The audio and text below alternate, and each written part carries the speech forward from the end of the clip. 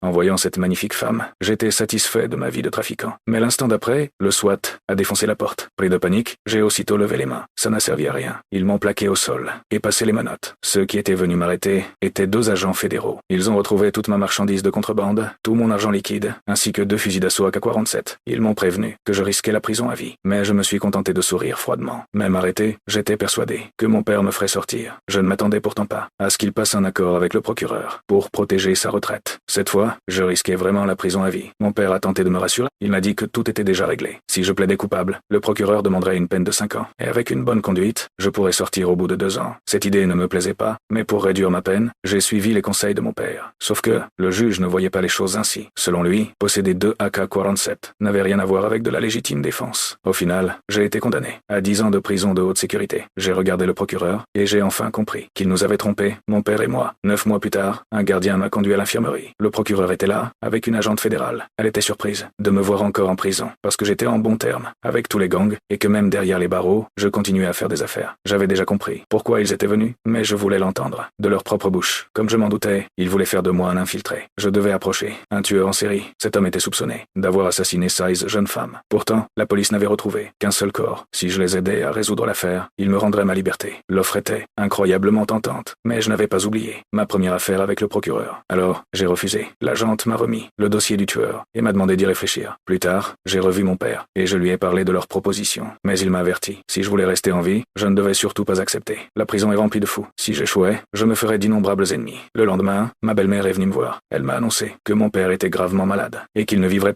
être pas, jusqu'à ma libération. En prison, je repensais sans cesse aux paroles de l'agente. Mon père ne tiendrait peu être, même pas 3 ans, alors encore moins 10. J'ai donc ouvert le dossier du tueur. Ce que j'y ai découvert m'a glacé le sang. Je n'arrivais pas à croire qu'il puisse exister des personnes aussi cruelles. En pensant à mon père, à mon avenir et à toutes ces jeunes victimes, j'ai finalement décidé d'accepter le marché. Mais à cet instant, quelqu'un a prononcé une seule phrase et je suis resté complètement figé.